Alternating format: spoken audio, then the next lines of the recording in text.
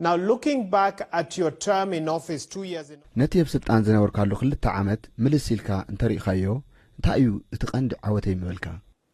Well, I guess the fact that we avoided a possible relapse. صبو نابنو تفكجت كنملس تخولو نيريو كابو كمزي تقطبنا امن اذا طرح يخبل زخل. Do you have any regrets over your term?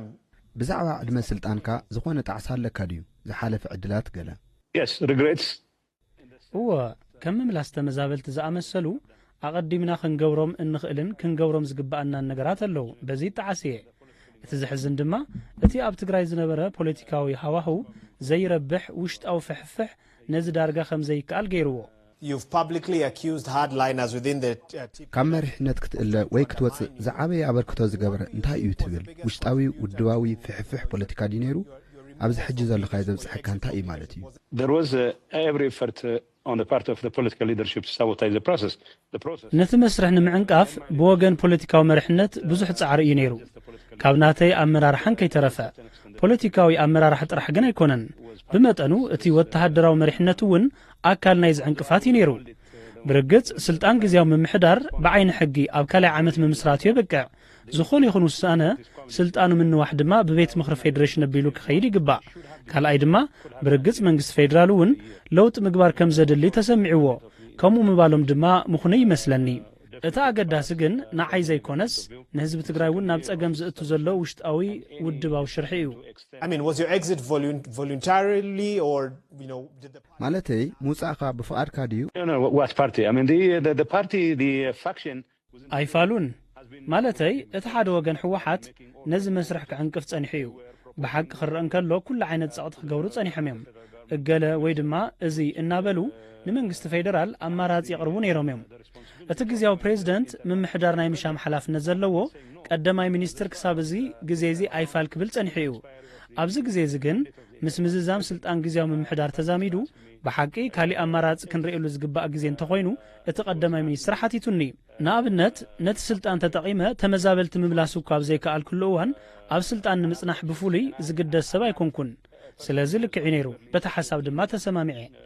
Yeah, Well, Lieutenant my successor, General Tadesse, what does his appointment mean for the Tigray region? እስቲ ብዛዕባ ተካኢኻ ዝያዳ ንገረና ብዛዕባ ሌተናል ጀነራል ታደሰ ናቱ ሹመት ንትግራይ እንታይ ማለት እዩ? All I know is he's been my deputy president, and I expect him to. ጽቡቕ ኣብዚ ጉዳይ ብዙሕ እንተዘይዛረብ ደስ ይብለኒ. ምክትል ፕሬዝደንት ኮይኑ ጸኒሑ እዩ. ከም ሓደ ኣገዳሲ ሓላፍነት ዝነበሮ ሰብ ካብቲ ኣነ ዝገደፍክዎ ክልዓል ትጽቢት ይገብር. እንተኾነ ንሱ ማዕረ ማዕሪኡ ኣብ ብዙሕ ኣጋጣሚታት ልዕሊ ኩላትና ዝያዳ ተሓታቲ ናይቲ ውድቀት እዩ ነይሩ.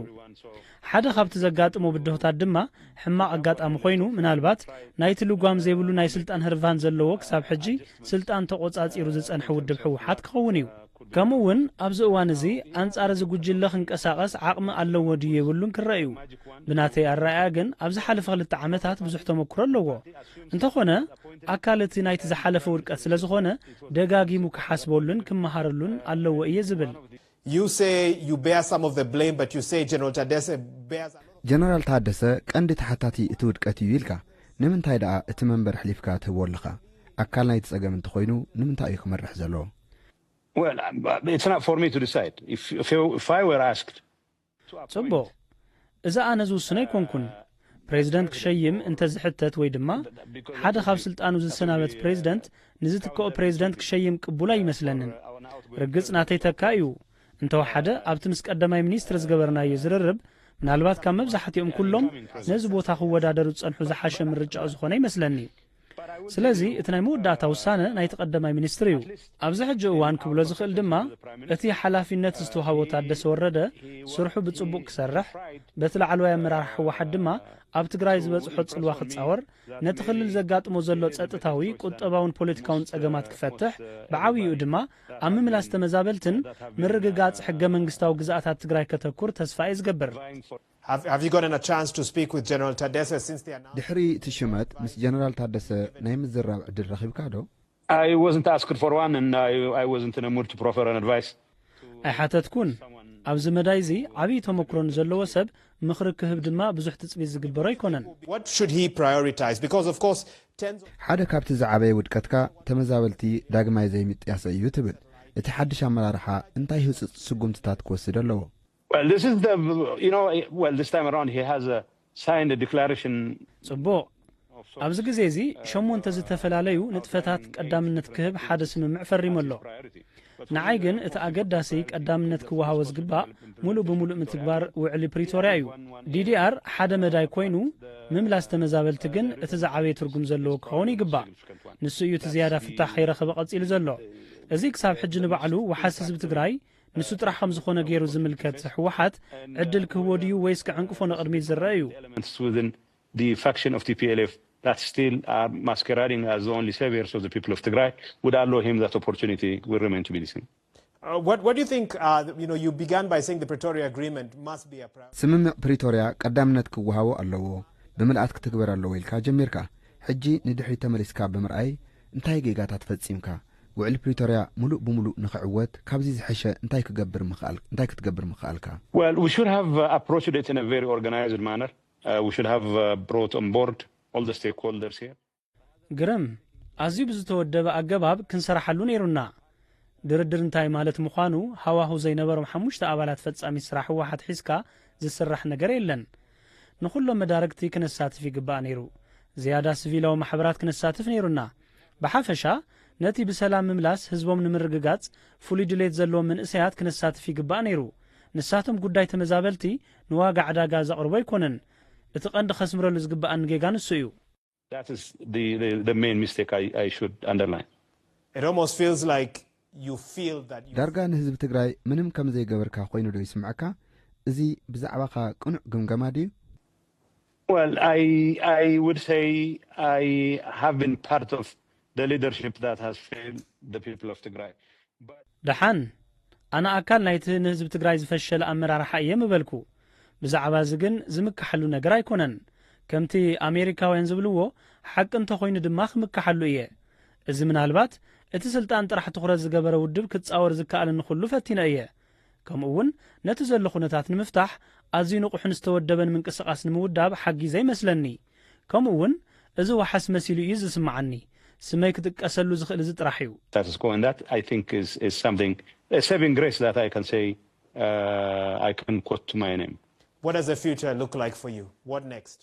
መጻኢ ንዓኻ እንታይ ይመስል ቀጺሉ እንታይ እዩ ሕዚ እውን ኣብ ፖለቲካ ክትሳተፍ ዲኻ Oh yeah, I mean, once we are ወይለካ እዋ ማለተይ ኣብዚ ፖለቲካዊ ጸወታ ምስኣተና ንህዝቢ ትግራይ ሓድሽ መንገዲ ክንሕንጽጽ ሓንሳብ ፈቲና ኣለና ዝተርፈና ግን ብዙሕ እዩ እዚ ምንቅስቓስ ሃንደበት ክገድፎ ዝኽእል ድማ ኣይኮነን ዝኾነ መርገጽ ሒዘ ኣብ ፖለቲካ ትግራይ ክሳተፍ እየ እዚ ድማ ኣብ ምምሕያሽ ህይወት ህዝቢ ትግራይ ኣበርክቶ ክገብር ተስፋ ኣለኒ Okay, and finally, one of the last statements you made in the last few ኣብ መወዳእታ ድማ መሪሕነትካ ገለ ክፋል ሕወሓት ምስ ተቐናቃኒት ጎረቤት ኤርትራ ሽርክነት ፈጢሩ ኢሉ ይኸስስ ነይሩ ኣብ ልዕሊ ኤርትራን ተነሓናሐይ ምምሕዳርን ዘቕረብካዮ ክስታት እንታይ ይመርትዖ ኣለካ I don't know if መርትዖ ምሕታት ናይ ጋዜጠኛ ሓላፍነት ድዩ ኣይፈልጥን ቤት ፍርዲ እዩ መርትዖ ዝሓትት ክዛረብ ክእል እየ you must justify. መግለጽታትካ መረዳእታ ክተቕርበሉ ኣለካ I justify my statements.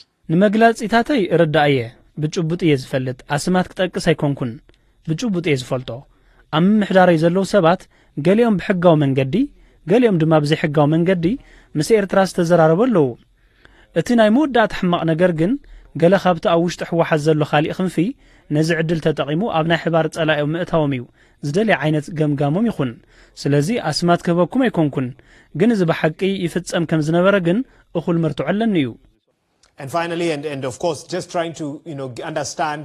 ኣብ መወዳእታ ብርግጽ ድማ ብዛዕባ ጀነራል ታደሰ እውን ስክፍታታት ክተልዕለ ከለኻ ኣካል ውድቀት ናይቲ ነዚ ዝሓለፈ ምምሕዳር ምንባሩ እንታይ መርትዖ ኣለካ He was my deputy president.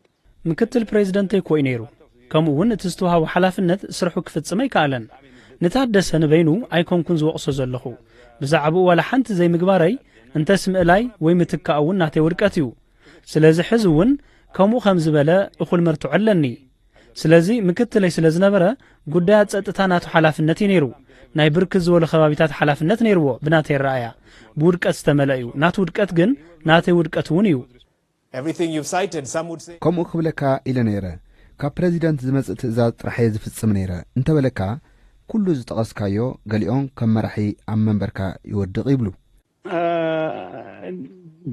Don't be silly. ዓሻንደይ ትኹን No, I'm just asking kind of questions. ኣይፋሉን ሕቶታት ጥራሕየ ዝሓተካ ዘለኹ